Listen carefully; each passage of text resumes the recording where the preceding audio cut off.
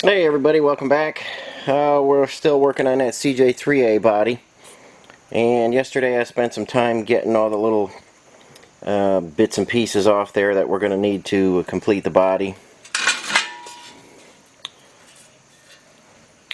That's your inner fender brace.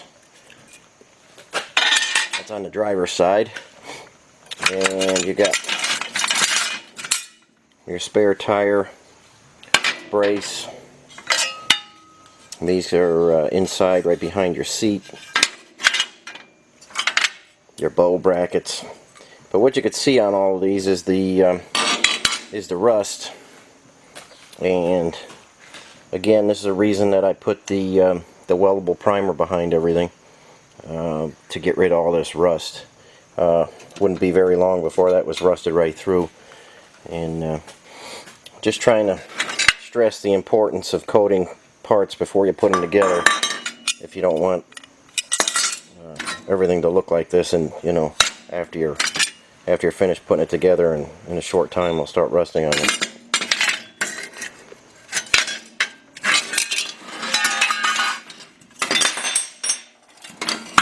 So like you've seen me do a bunch of times, it just takes time and patience.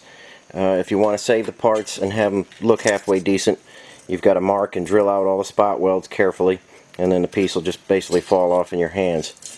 It does take quite a bit of time, but these parts are time consuming to make, so it's easier to save the originals than make new ones.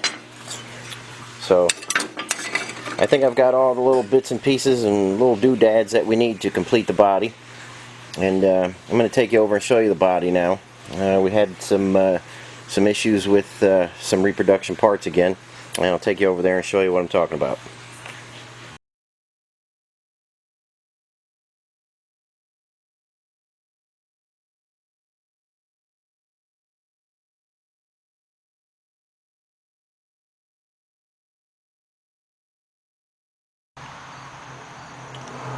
Okay, yesterday I was able to join the back half to the front floors. There's a whole bunch of stuff in here. We've got a lot going on. I've got the cutout for the fuel filler neck, and we saved that from the original. That'll get welded in there. And the cowl is still, I don't have the cowl supports in there yet, so that's just flopping around, but we'll get that right. But what I wanted to show you were the reproduction fuel tanks, and I'll show you why they don't fit in there. And I've got the original sitting right there. I'll show you how that fits compared to the reproduction, and show you what you have to do to get that in there. Let me try and get set up where you could see everything, and I'll show you the differences. Okay, there's a reproduction tank in there, and we've got the fittings coming down through the holes in the floor, and as you can see right in here, we've got a big gap. And if you were to go put the neck on, I think you can see it there. We don't even have anything under the tank, no shims or anything, and no pieces of rubber to protect it. And we're already resting on the top there. Got a big gap down here, and we're resting on the neck.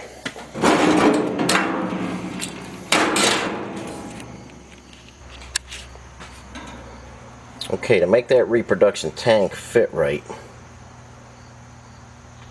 I've got to take this much out of the floor on both of these. To do it safely, I've got to take out about, I need an inch basically, but I'm going to try and cheat it and run the fitting right up against tight against these holes here and not take out so much, otherwise it'll be a real oblong hole.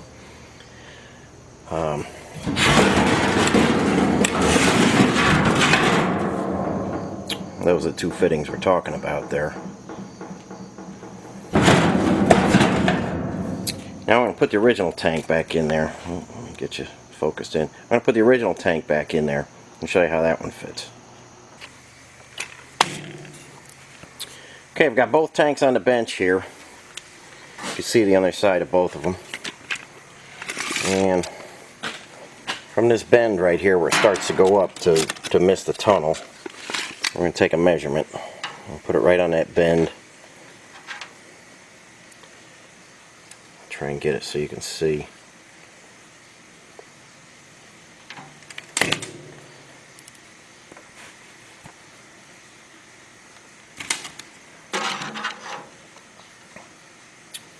We're 2 3/4 to the center of our fuel line. Here's a reproduction tank. Yeah, that light is kind of tough. But we're 3 3/4 to the center there. So even though they made the tank kind of close, you know, the overall shape isn't too bad. They missed on the fittings, and that causes you to have to cut your floor out, you know, almost an inch. And being that the hat channel was oversized on this, we're going to be cutting into the hat channel, and it gets to be kind of a mess under there. So if you've got the bigger replacement hat channel under there and you're putting a reproduction tank in, you're going to have some issues under there. You're going to have to do a little cutting and grinding. You could either fill the holes in and re-drill new holes, or you can just cut them out and make them oblong. Seems like every reproduction part I put on this vehicle, it's been a hassle. It doesn't seem like anybody can get anything right. I don't understand why, but all the reproduction parts on here have been giving us grief. And we're going to put this reproduction tank in.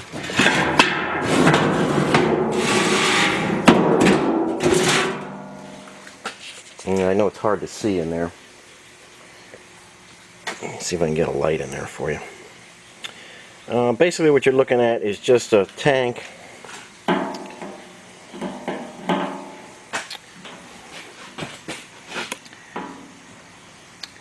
it's hard to see, but it's just basically some plain steel they made these out of. Tanks back in the day were usually made out of turn plate. That's a coated steel, and it is perfect for fuel tanks and stuff like that, and lasts a long time. You know, sometimes after 50 or 60 years of being in a Jeep with some stale gas in there, they go to hell. But tanks are usually made out of turn plate. Now these appear to be plain steel, and that's good and bad, because a lot of tanks now are getting a galvanizing compound, some zinc on them, and the fuel is eating the zinc, and it's causing problems in the diesel world and even the gasoline truck world. So it's good they didn't zinc it, but it's bad because immediately that tank will start rusting on you. So they look good.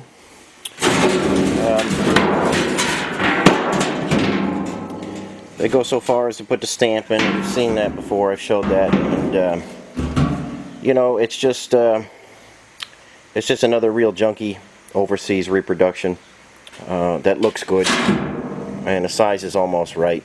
But those are the few problems you're going to run into. And like I say, you're going to put fuel in there for the first time, and that's going to be the beginning of the end. I've seen these after just about a year. Guys have put them in their vehicles, and they've taken them out, and they've asked me to build them new tanks because they do rust so bad. So I just want you to be aware of what you're buying when you get one of these. They look good, but I don't think a lot of guys will be happy with them. You can try it if you need something real quick just to get you by, but it's not a long-term solution for sure. And I've been getting a lot of requests to show how I make a tank, so we're gonna get set up, and when I get some free time, we're gonna make a tank. Maybe we'll do something crazy, make it out of stainless or copper or something, you know. Just want to show you guys how it goes together, and we'll use something that won't ever rust. Like I said, either stainless or copper. They make real nice tanks. So I'll show you how we put one of those together. And that's pretty much the update for the CJ3A. Just plugging away on it, getting all the pieces ready to go.